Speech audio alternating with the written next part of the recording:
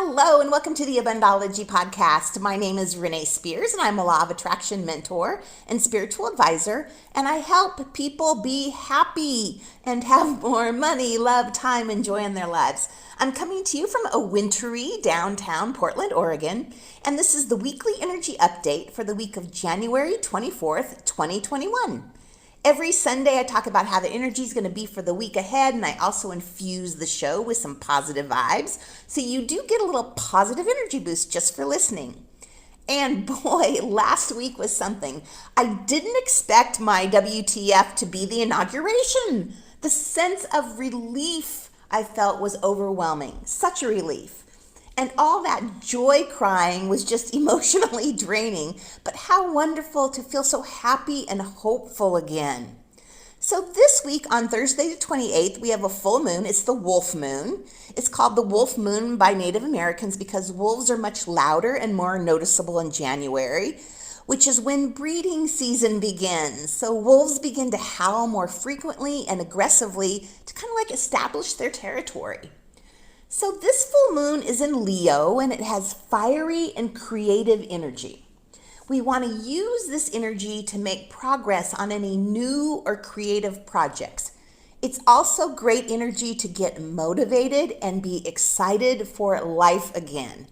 So now that we've emotionally recovered from that draining inauguration, this full moon is the invitation to bring excitement back into your life, even if it's just in small ways. So what gets you excited?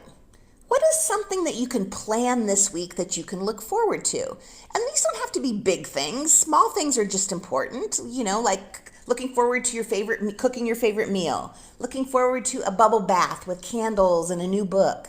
So be creative and think of some new things to do. I've definitely been a little COVID bored lately, so this is perfect timing to break out of the boredom. Eat some different foods, break up your routine, talk to friends you haven't talked to for a while, start a new creative project, even if that's as simple as coloring, doing a puzzle, knitting, working on some more marketing for your business, something new, a new creative project. But because this full moon is square with Mars, we also may feel a little angry or irritated this week. So remember to release your anger in a healthy way and don't take it out on yourself or others. Take a time out. Get some exercise. Think before you speak. Yell into a pillow. It's better to yell into a pillow than to yell at someone. But this moon is also opposite Jupiter, which can make us feel happy and relaxed and sociable and generous. And all this really good energy comes from the alignment of Jupiter and the Sun, which happens at the same time as the full moon. So Jupiter aligning with the Sun is considered a fortunate energy and a fantastic time for signing new deals, launching new business adventures, and also experiencing like synchronicity that comes up from the universe. So a lot of synchronistic events will happen this week. So Thursday, the day of the full moon, is an abundant day. So pay attention to signs from the universe this day because you might get some clarity on some things. Also this week, Mercury goes retrograde on Saturday the 30th. And as you know, Mercury Retrograde messes with electronics, your computer, your phone, travel delays, although not many of us are traveling right now.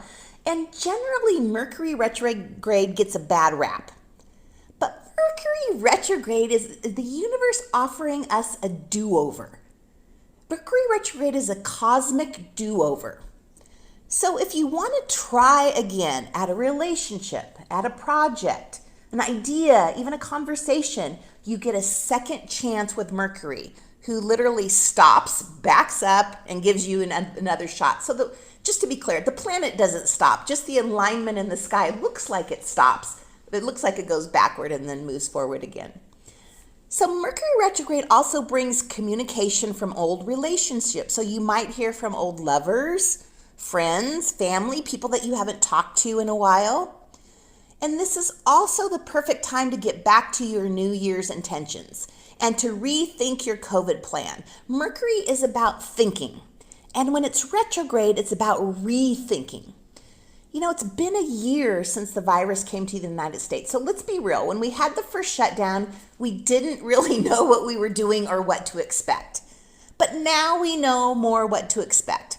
This is the time to make changes to help you not only survive the next few months, but to enjoy the next few months. So, time to think about what isn't working for you. What do you want to have more of? This is the time to get a new plan. Maybe you get rid of all the unhealthy food in your house. Maybe you switch up your morning or your nightly routines. Maybe you take up a new hobby, less Netflix, more reading. Whatever isn't working for you, now is the time to change it. So we thank you, Mercury Retrograde, for the do-over. So there's some big energy this week with this powerful new moon and Mercury Retrograde. And whenever we have strong energy like this, it's easy to fall victim to our fears and to old familiar habits, even if we know they're not the best for us. Drinking, drugging, overeating, calling up somebody that maybe you don't want to call up because you ended the relationship with them. So it takes courage to rise up from our fears and to get out of our comfort zones. It takes this inner strength to face adversity and to look at the bigger picture and to go a different way. But this is the time to break through that stuff and not go back to the harmful habits. It's much easier if we use the time right now to rethink and redo and to move us forward once and for all. And that goes for our money too. It's time to work on having a great relationship with our money again. This is a good week to get to know your money a little bit better. How much do you owe on credit cards, on your mortgage, on your car payment? How much do you have in your bank account, your retirement account, your wallet? As you know, I did mortgages for over 30 years, and so I've done over 10,000 home loans. And most people have no idea even how much money they make. I know this is shocking and you're going to be like, no, yeah, really. People have no idea how much money they make. They might know their hourly wage, but they really don't know how much that adds up to over a year. Or they might know their salary for a year, but not how much that breaks down to for a month or hour. But we want to have a great relationship with our money. And part of that is knowing about it. It's paying attention to it. So if you ignored your partner or your family like you do your money and you didn't know anything about them, that doesn't make for a good relationship. Same thing with your money. If you don't know about it or pay attention to it, you aren't going to have a good relationship. So this is the week to total stuff up. Take a look at what you owe and what you have without judgment, just for knowledge and just for the fact that you are improving your relationship with money. Remember, how you treat your money is how it treats you. So to recap, this is a week to get excited about life again. We might feel a little anger, but we'll deal with it in healthy ways. And we get the opportunity from both the full moon and Mercury retrograde to make changes, especially to our COVID plan. So spice that sucker up. Don't stay bored. Make a plan to enjoy this time as much as you possibly can. And a special thank you to all of the people that took advantage of my 2-for-1 special with my friend Jamie. It was a huge success. Thank you so much. Have a wonderful week. Get excited about life again, and I will talk to you next week.